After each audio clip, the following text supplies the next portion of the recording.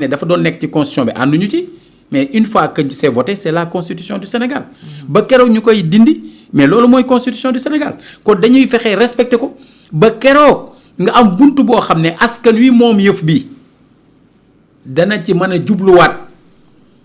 man dès la présidentielle de 2007 j'avais proposé un projet de constitution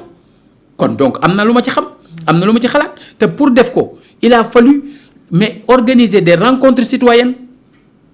au mois de juin et juillet 2005 ici à Dakar booba assise nationale amagul ñu jóge ci dajale des constitutionnalistes des juristes et des politiques ñu waxtaan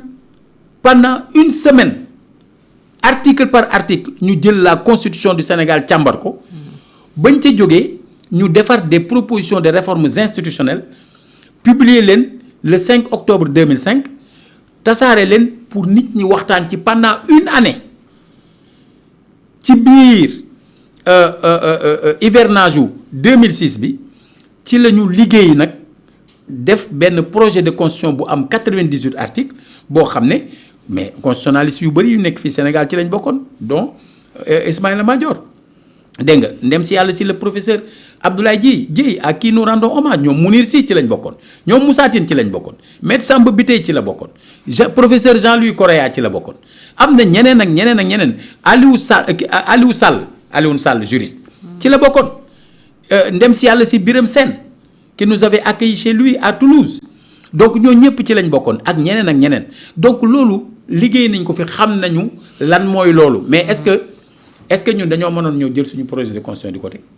parce que suñ bos la ñun ñoo ko proposé mais askan wi dafa am ay yoon yoo xam ne moom la ñu tëral pour suñu bëggee laal loolu nga xam ne ñëpp ko bokk fii lañ koy jaar loolu mooy li xew. léegi nag président il a la possibilité sur ces questions majeures qui ont été soulevées au cours des assises de la justice et au cours du dialogue national de 2025 mu dajale loolu ñu koy waxtaane ba yegg fa ñu yegg il a la possibilité peaufiner yooyu proposer ko au référendum et man je lui demanderai même de mettre dans les dispositions transitoires comme niñ ko defale woon Wade ci 2001 bi que mu am la possibilité de dissoudre l'Assemblée nationale sans attendre le 2 décembre pour nous éviter des mois de crise yoo xam ne kenn xamul lu muy jur loolu mooy dëgg s'il faut retourner au peuple bi nga xam ne mooy source légitimité yi peuple bi nga xam ne moom mooy tànn mais loolu su fekkee ne ñoom jàpp nañ ne li ñuy def askan wi da cee ànd mais bu ñu demee ci peuple bi dañu xam ne askan wi ànd na ci wala déet. alors jaaxalu la nag mu ne pare na pour soumettre le texte au peuple est-ce que narta dellu ginnaaw moom ca projet bu njëkk ba. kookan la. président à travers son ministre de la justice. mais le président ci boppam tey lu mu def lu dul dem ci référendum dafay jub parce que yow gis nga ni jeu bi nga xam ne def nañ ko keroog da nga dégg Sonko wax taxaw toog ci perchoir bi ne dinañ dem adopté ko jox ko président mu yóbbu ko référendum waaye du ci changer virgule tey nga dégg waxaat na ko itam non tey dafa wax ni ñoom adopté nañu approuvé nañ waaw te loolu lañ bëggoon def depuis le début nous l'avons dit Moussa Tine aussi l'a dit et répété ci biir aar sunu république def nañ ci ay waxtaan. adopté nañ approuvé nañ léegi président. léegi mooy na président promulgué wala ñoom ñu promulgué. le kon soxlatul référendum. non dama ne ñoom laa wax loolu lañ bëgg. ok mais moo tax ma ne la comme dañoo ne ci caaxaan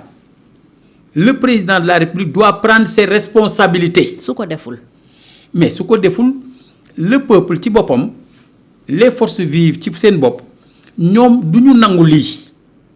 maintenant lay suñu wàll bu boobaa dinañ ko waxtaane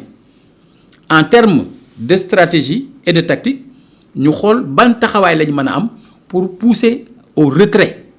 vraiment de de cette loi-là. Alors pour beaucoup d'observateurs opposition bi ngeen doon dafay xaar ci président Bassirou Diomaye Faye loo xam ni xëy na kenn mënu ko comprendre ndax jusqu'à la preuve du contraire mi ngi bokk Pastef donc moom ak ñoom ñoo far doonte dañoo am réero mais ci article L29 L30 ak yeneen yu bëri yu fi jàll dafa mel ni opposition bi dafay xaar ci président loo xam ni mën na koo bañ a def et mu bañ ko def sax moo ëpp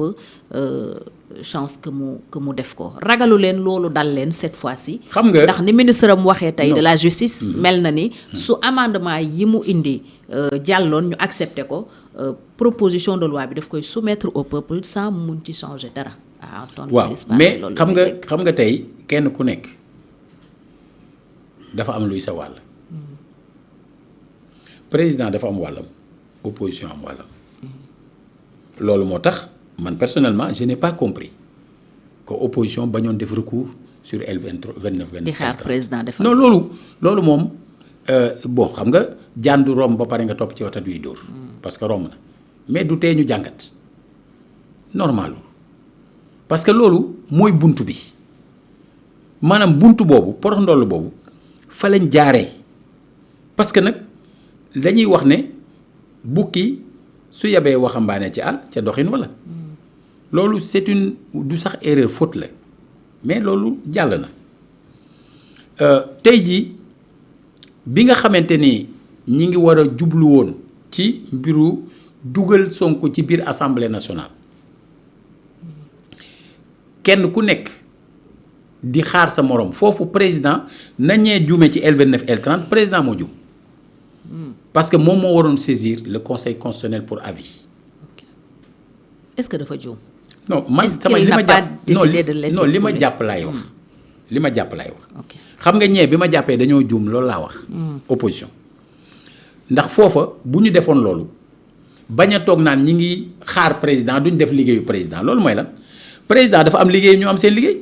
président mënoon na saisir conseil constitutionnel ñoom ñu saisir conseil constitutionnel dafa dàqantewul kenn ku ci nekk ak fa nga taxawee kenn ku nekk ak sa sañ-sañ du dëgg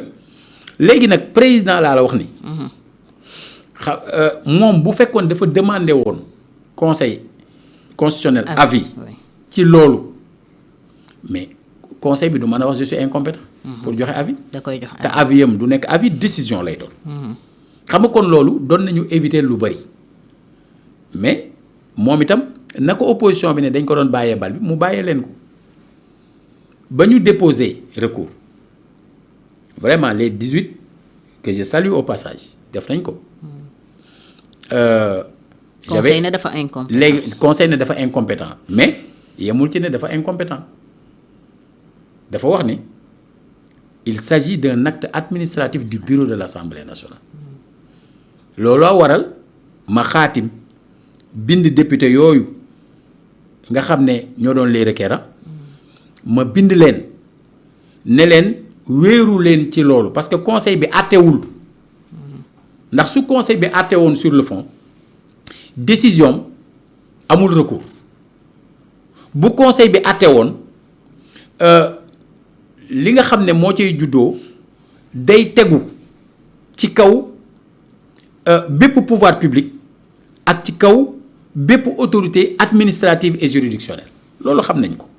te ñun ñoo doon ñi njëkk a respecter loolu même bu ñu neexul. Les décisions du conseil s'imposent à tout le monde. Voilà mais conseil décidé wul conseil dafa ni attewuma sur la base de l'article 92 notamment. waaw maintenant comme nee na attewul mais neewul keneen du atte. waaw parce que bu atte woon keneen du ci laal. mais comme attewul ba pare indiqué ne acte administratif la mais mën nañu attaquer acte administratif boobu bi bureau bi jël pour excès de pouvoir mën nañ ko attaquer devant la chambre administrative de la cour suprême loolu la ñu wax man loolu laa bind ñooñu. su boobaa gëm nga ne mën nañoo destituer Ousmane Sonko. mais ñu dire le droit parce que dañoo jàpp ne mais ku doon àtte bu conseil bi doon àtte mais mënul àtte leneen ngir conseil kenn mënul dindi ne article 54 bu constitution bi dafa wax ni que ñaar yooyu dañu incompatible nekk ci gouvernement nekk député kenn mënul dindi loo te wax na ko nag donc du affaire interne assemblée ça concerne bépp sénégalais ngir constitution bi sunu mbir la constitution bi mooy organiser relation bi entre les institutions di organiser relation bi entre institutions yeeg citoyens yi di organiser relation yi entre citoyens yi ci seen bopp. kon d'accord ak conseil bi ci incompétence bi mu déclaré. man dama gëm ne le conseil nous a lâché sur cette affaire là. waroon nañu mën a en tant que sénégalais. ndax am na taxawaay bu ñu amoon ci jamono tentative de report des élections en 2024 taxawaay boobu ñëpp ko saluer bokk naa ci ñi gën a am respect ci conseil constitutionnel ba saa yu ñu masaa bëgg a jub ci élection nit ñi di discuter mbiru candidature muy 3e mandat depuis Ablaye Wade ak keneen ak keneen dama leen di wax ne conseil moo koy àtte comme conseil moo koy àtte du ñun ñoo ciy wax man du ma discuter yi ay mbiru candidature kenn d'abord man candidature kenn dérangé wu ma man parce que dama jàpp ne à la fin des fins boo warul falu doo falu du dëgg nekk candidat dafa tax a falu alors donc loolu lay wax ne conseil bi ci dans cette affaire là nit ñi amoon nañ ci yaakaar ndax Sénégal dafa toll ci guuta goo xam ne li tax ñu leen di tuddee les sages